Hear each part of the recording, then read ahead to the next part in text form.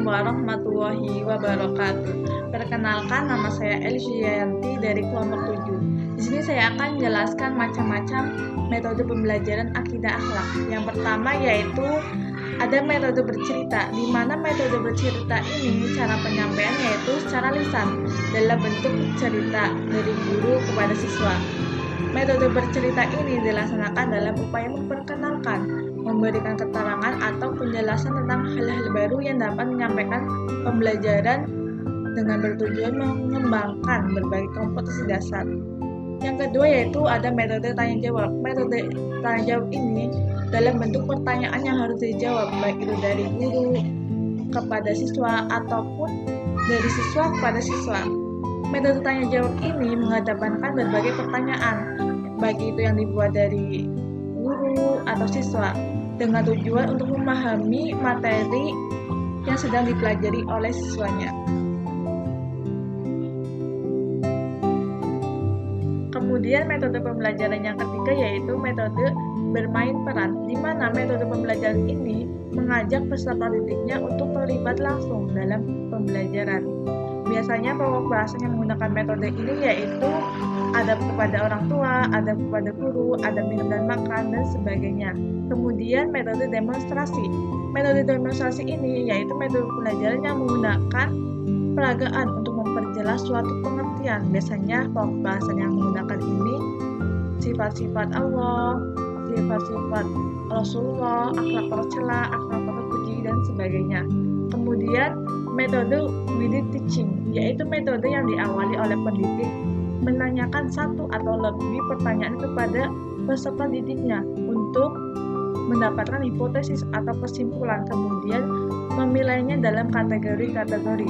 Yang terakhir yaitu metode problem based learning, yaitu bagaimana cara siswa memecahkan masalah dengan mengkaitkan materi pembelajaran yang sedang dipelajarinya. Sekian dari penjelasan saya, kemudian akan dijelaskan oleh Mbak Ulfatul. Baik, di sini saya akan menjelaskan bagian C, yaitu pendekatan pembelajaran akidah alam. Muhammad Yunus mengatakan dalam buku Fatah Yasin bahwa cara mengajar agama Islam perlu menggunakan berbagai pendekatan. 1. Apabila dimensi yang dibangun itu aspek efektif, maka pendekatan yang digunakan adalah pendekatan psikologis dan pendekatan kisah teladan.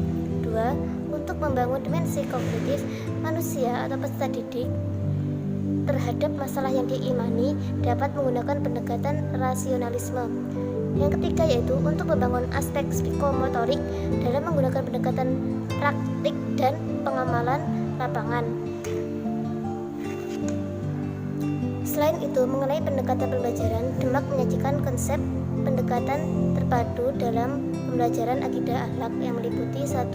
Pendekatan keimanan, yaitu memberikan peluang kepada peserta didik untuk mengembangkan pemahaman adanya Tuhan sebagai sumber kehidupan makhluk dalam kehidupannya.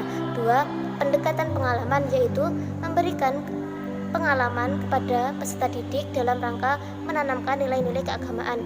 Yang ketiga yaitu pendekatan pembiasaan, yaitu memberikan kesempatan kepada peserta didik untuk senantiasa mengamalkan ajaran agamanya dan akhlakul karimah. Yang keempat yaitu pendekatan emosional, yaitu usaha untuk menggugah perasaan dan emosi peserta didik dalam meyakini, memahami, menghayati akidah akhlak serta memberikan motivasi agar peserta didik ikhlas mengamalkan ajaran agamanya.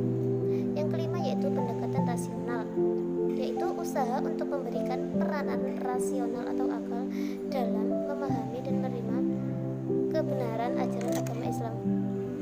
Yang keenam yaitu pendekatan fungsional, yaitu usaha untuk menyajikan agama Islam dengan menekankan pada segi kemanfaatannya bagi peserta didik dalam kehidupan sehari.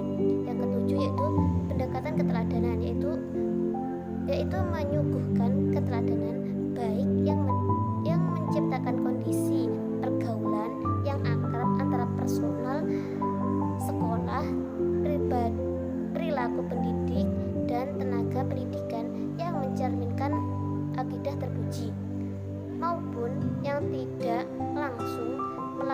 dugaan ilustrasi berupa kisah-kisah teladan. Cukup sekian dari saya. Assalamualaikum warahmatullahi wabarakatuh.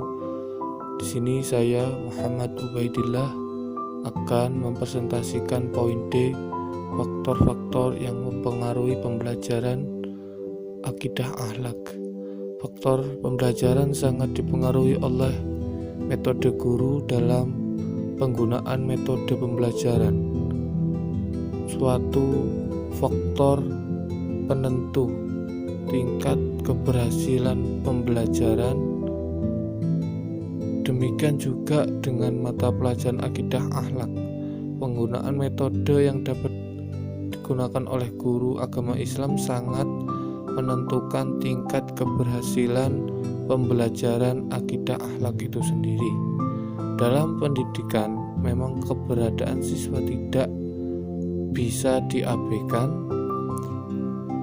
Keberadaan siswa sangat menentukan tingkat keberhasilan pendidikan itu sendiri, terutama ketika semua siswa menyadari bahwa mereka akan dibawa dalam dunia pendidikan yang maksimal.